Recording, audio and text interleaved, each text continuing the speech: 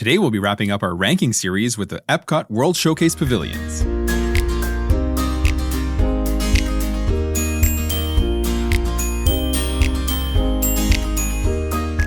Hello and welcome to the Let's Go to Disney podcast. I'm Oliver. And I'm Lucy. Today is Sunday, December 7th, and you're listening to episode 117, ranking the EPCOT World Showcase Pavilions.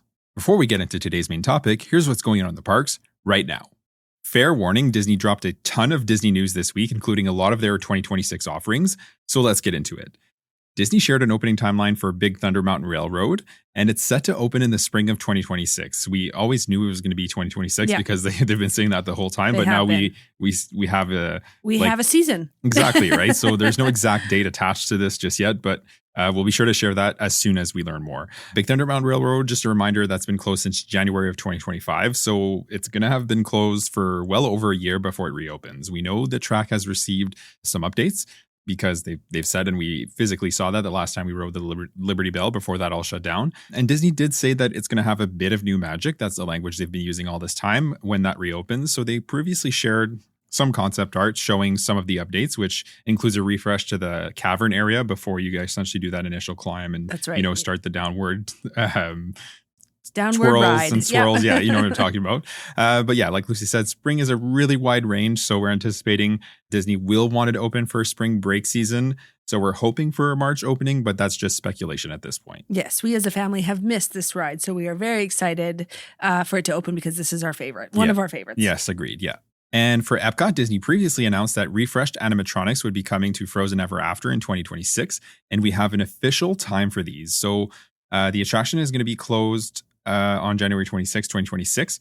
January 26th of 2026 is just a lot of 26s. It is, yeah. And it's going to open in February. So it's going to have actually a really short turnaround when you think about it. And it should be open for spring break season, assuming all of that goes well, right? Which is nice. The animatronics are going to be similar to the newest animatronics that have been added to the parks recently. So think Tiana's Bayou Adventure on both coasts and the Frozen offerings over there in Hong Kong Disneyland. And over at Magic Kingdom, we got an opening timeline for Buzz Lightyear's Space Ranger Spin as well. Reminder that this attraction closed in August, and it's getting new ride vehicles, new handheld blasters, and interactive targets as well. That's going to essentially react when you hit them, which is pretty cool. There's also going to be a new robot character named Buddy in the opening scene. It's set to open in the spring of 2026 as well. So again, no specific date here, but we're, again, optimistic that it's going to be open for at least part of the spring break season, if not most of it. Yeah, for sure.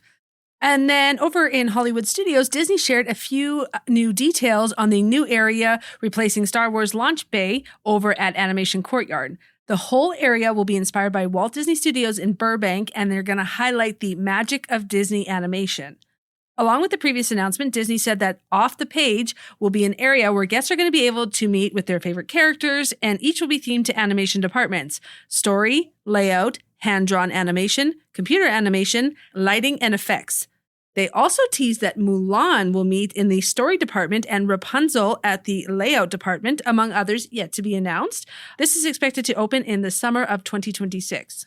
The International Festival of the Holidays kicked off last week, and the Festival of the Arts is still 6 weeks away, but we do have dates for the 2026 International Flower and Garden Festival over at EPCOT. The dates for next year's festival will be March 4th to June 1st. This is a nice and long festival that covers the entire spring break season and the start of summer. It's also, in our opinion, the nicest festival because EPCOT gets a treatment of intricate topiaries and sweeping flower arrangements that just make the park really visually stunning. It's absolutely beautiful. Agreed. So many pops of color and stuff like that. I just absolutely love EPCOT at this time. She shines the brightest at this time of year. Absolutely. For sure. Yeah. And the Garden Rocks concert series is returning for this year. And of course, the food booths and the garden grays, among a few other offerings. We're going to get more details on that as the festival approaches. Still at EPCOT, we previously learned that Soarin' was getting a new show named Soarin' Across America. And this is in celebration of the USA's 250th anniversary. The new show is set to debut in time for Memorial Day 2026, and then Disneyland's version at Disney's California Adventure is also getting the new show, and that'll officially debut on July 2nd, 2026. We got an opening timeline for Level 99, which is the ultra-interactive play area with escape rooms, mini games, obstacle courses, and similar offerings. It's going to be replacing the NBA experience over there in Disney Springs.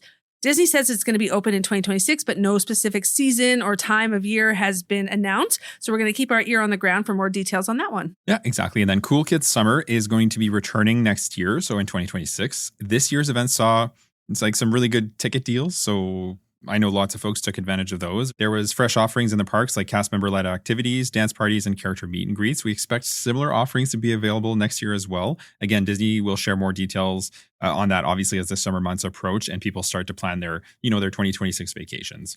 Disney announced a closure timeline for Rock and Roller Coaster, which is getting a Muppets retheme from its current Aerosmith theming. They're right, it's set to close sometime in the spring of 2026, with no opening timeline just yet for when the change will be complete.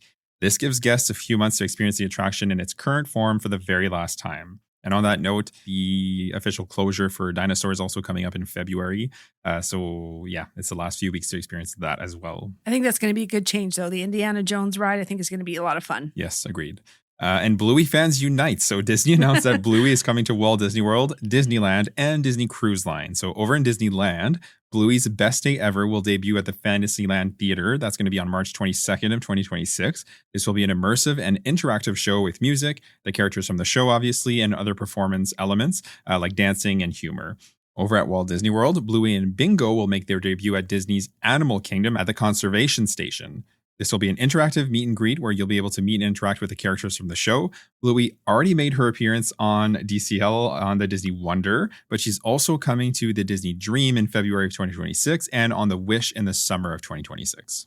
Our kids are too old for Bluey. They were more of the Paw Patrol era. So yes. I don't know much about Bluey, but I know there's a big hype around Bluey. I know. Apparently it's very wholesome and relatable. Yes, I've heard it's excellent. Even parents really enjoy watching it. So what a fun addition for all those people that love Bluey. Yeah, exactly.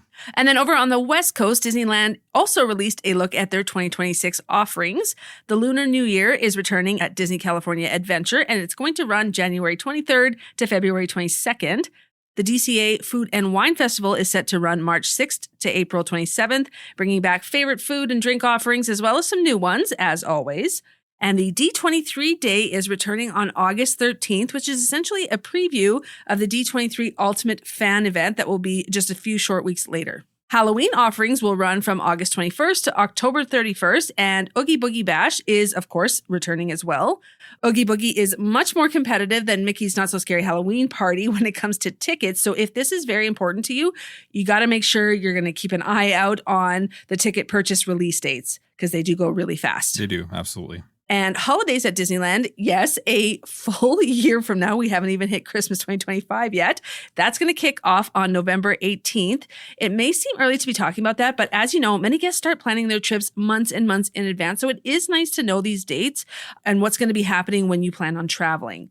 Reminder that the 70th celebration is going on right now. That began on May 16th, and this is going to run all the way through to August 9th of 2026. So that's going to give guests another several of months to experience the exclusive entertainment, snacks, and merchandise. Yeah, They did the same thing in Disney World. It went on for the 50th celebration was 18 months. Yeah. So yeah, that was a lot of news, right? Disney was busy this week with lots of announcements. For us personally, not a whole lot is new. There's 2 more weeks left of school, essentially, for the kids before the Christmas break. My sister and brother-in-law will be here to visit over Christmas as well, so we're looking forward to that. And we're getting the last bit of our shopping done here as well over the next few days, and most of it for me because I really haven't done a whole lot just yet. Yeah. But yeah. That's honestly how it is we have 3 weeks to Christmas essentially. And there's always those last minute errands that you got to do, but that's okay. That's kind of I just try and remember it's all good. Just enjoy the moments and just not get too stressed. Yes, exactly. And we know that many of you are going through the exact same thing right now, so we totally feel you. Yeah, exactly. So with that said, let's get into today's main topic, which will be ranking the World Showcase Pavilions, and that's over at EPCOT, from our least to most favorite. So just like we did for the lands in the other parks and the worlds essentially around the front of EPCOT, we'll be ranking based on offerings like, attractions, shows, dining, snack locations, merchandise, and just kind of overall theming as well. And just a quick disclaimer here, just like we've said for the other parks, we really love the World Showcase and really EPCOT in general. So even our lowest ranked pavilions are still great.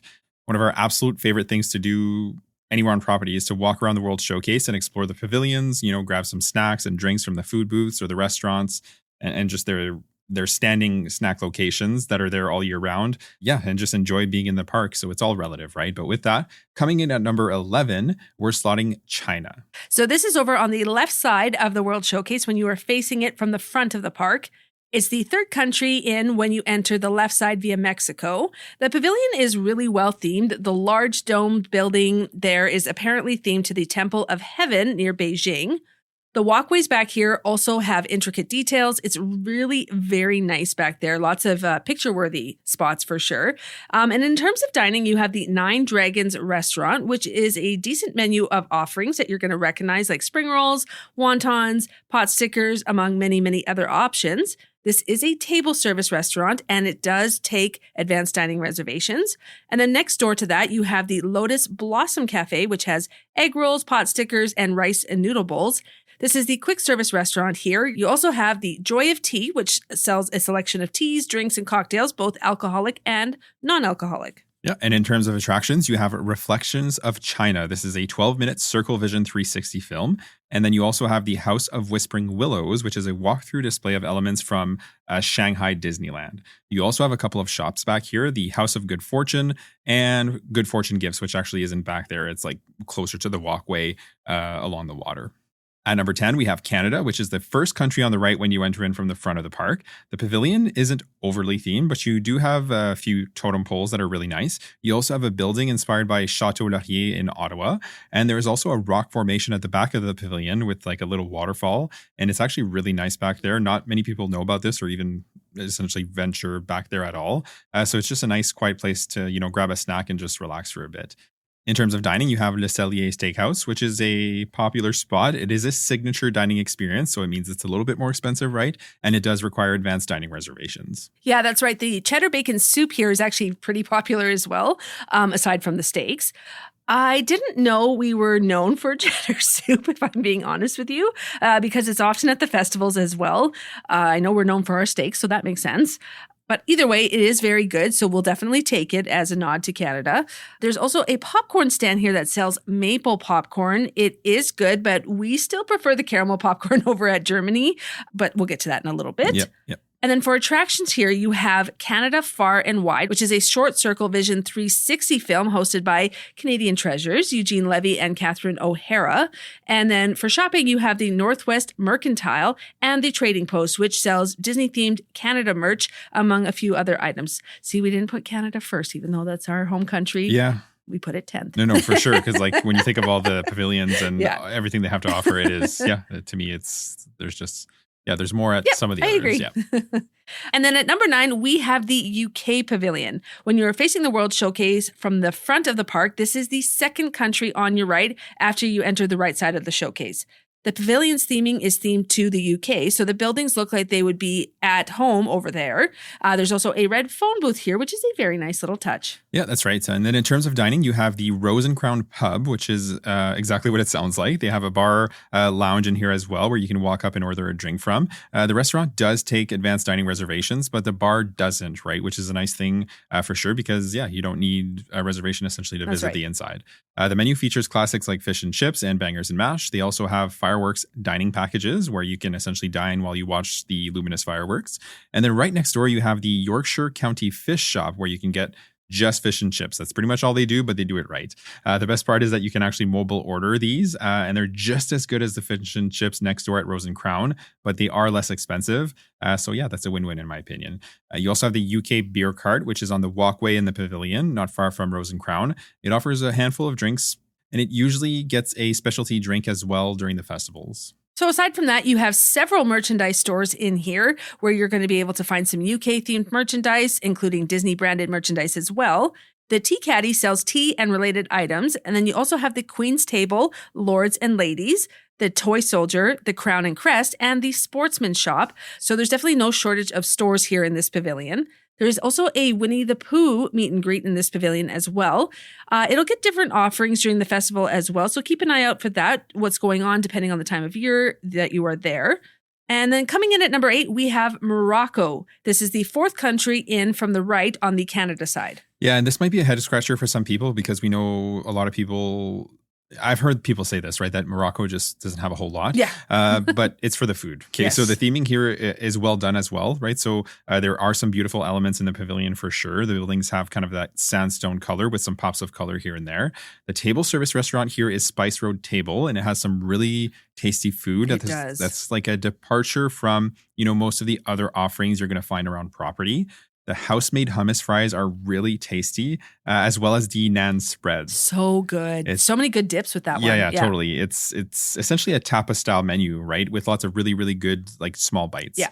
They also do a fireworks dining package here as well. And then across the walkway is Tangerine Cafe, Flavors of the Medina. This is essentially just used as a space for the food offerings at the festival throughout the year. And they rarely change the offerings, but they are good, right? Yeah, we're actually not sad about that because it's really good. No, exactly. The stone-baked bread and the kebabs are, consistently some of our favorite items year over year.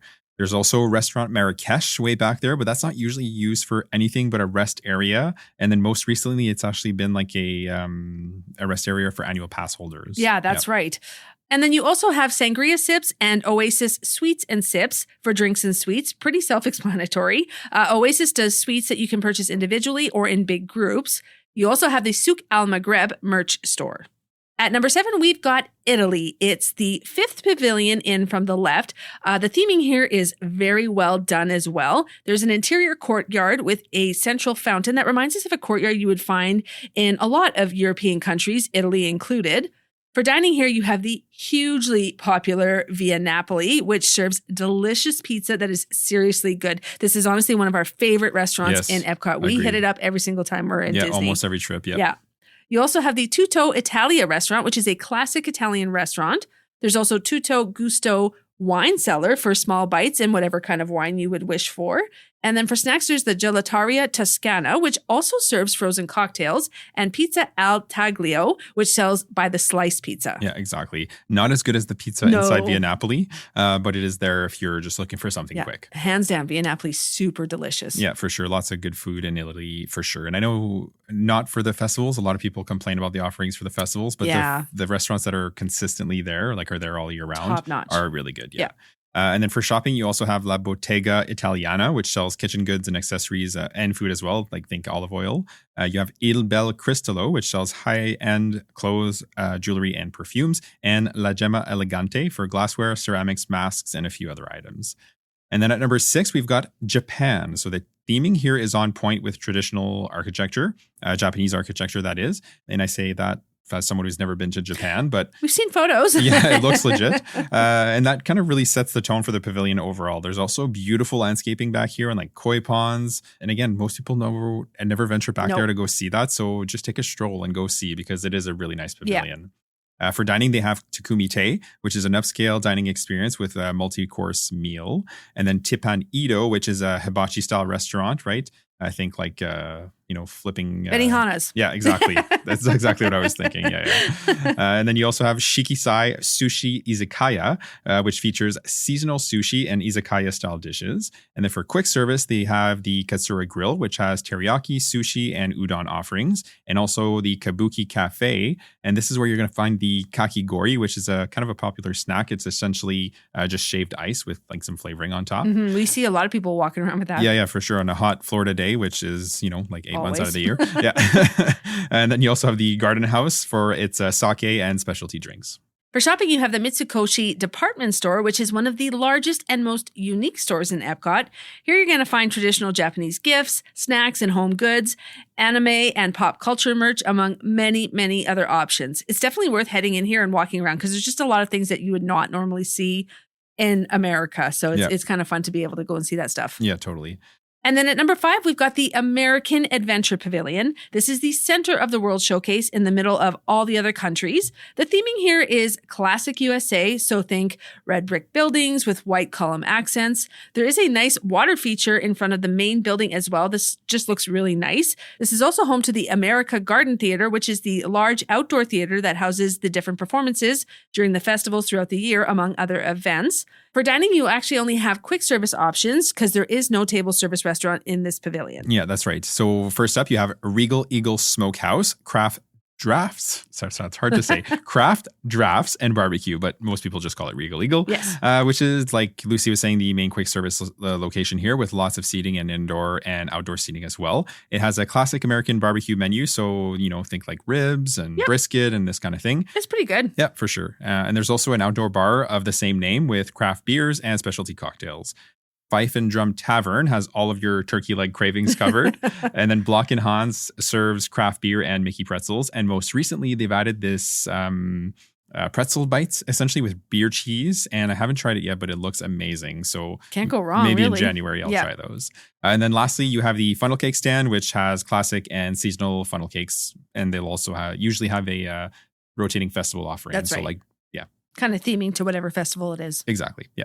For shopping, you've got Art of Disney, which sells Disney prints, collectibles, and original artwork. There's also an outdoor merch kiosk here that sells like seasonal and festival merch, as well as pavilion-specific souvenirs, if you're looking for those. And then for attractions, you have the American Adventure, which is a stage show featuring 35 audio animatronics and recorded scenes on a 72-foot screen. The show highlights key moments in the U.S. history and American history. You also have the Voices of Liberty, which is an a cappella group that performs folk and patriotic songs. At number 4, we are slotting Mexico. I feel like we're always saying this, but the theming is so fun here. The pavilion features a massive pyramid that you really can't miss from anywhere in the World Showcase. It houses an attraction, a table service restaurant, and shopping.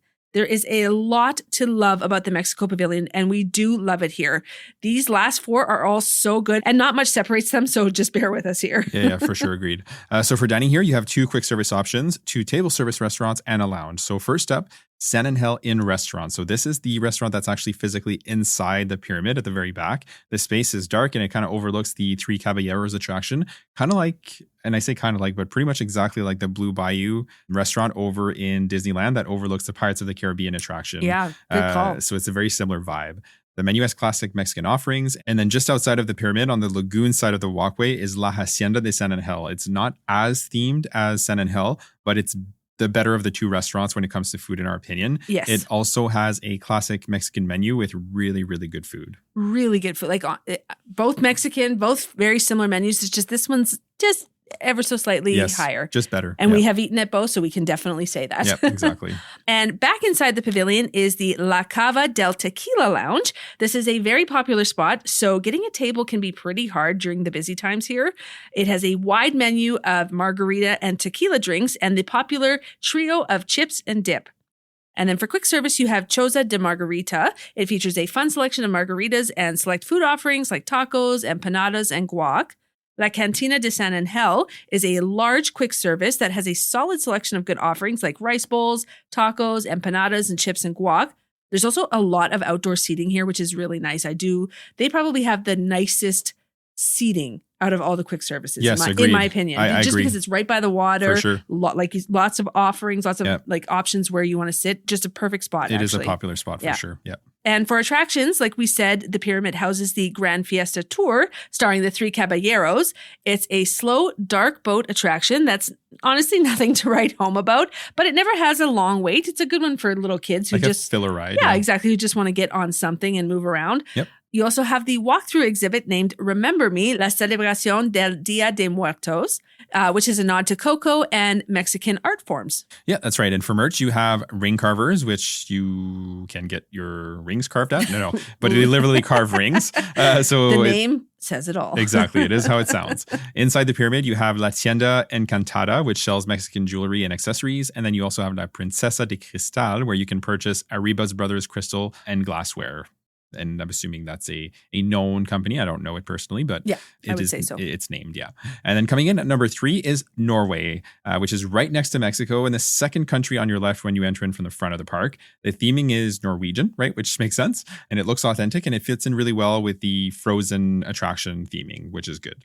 And then for dining, they have the popular Akershus Royal Banquet Hall, which is a character service, or I should say rather a character dining experience, and it is a table service restaurant, and it features a Norwegian style family menu. Okay, so you can also meet with several princesses here, and it's actually, in our opinion, a good alternative to Cinderella's royal table over at Magic Kingdom, because this reservation is a little easier to get, and it's also a little less expensive, right? So it's a win-win in that sense. And some great princesses show up on this one, Absolutely. so definitely worth it. Yeah, definitely. And then for quick service, you have Kringla Bakery Og Cafe, which has a ton of sweet treats, including the notorious school bread. I've been told it's pronounced shoal bread. Oh. But I don't know for sure. But either way, you either love it or hate it. It's not very sweet, right? So if you're expecting something super sweet, it's not that. The custard inside is sweet, but the bread itself is more like a dinner roll, if that makes sense. Yeah. And then they also have the Christoph Cafe here, which is pretty tasty. And they also have a beer stand with a few drinks options as well. For attractions, you have Frozen Ever After, which needs no introduction.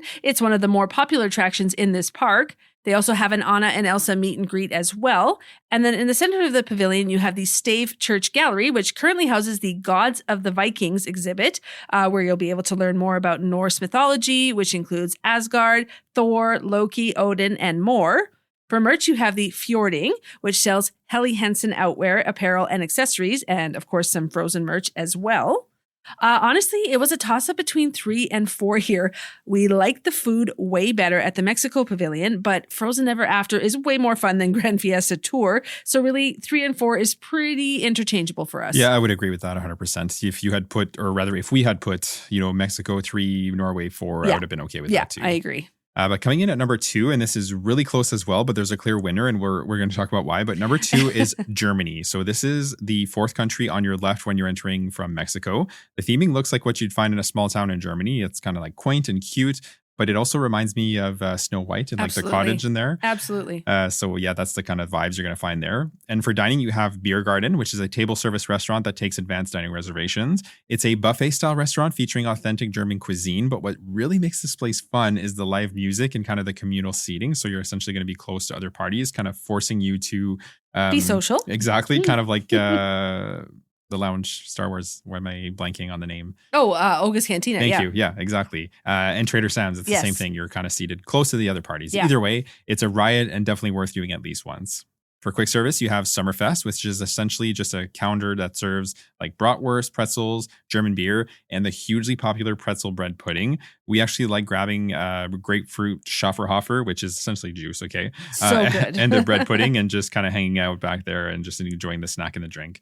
They also have caramel kuche, and this might be the only reason why Germany is number 2. Okay, so this is probably my favorite snack location anywhere on property, and I'm not exaggerating. It features a ton of fresh caramel treats like cookies, butter bars, cupcakes, among like way other options.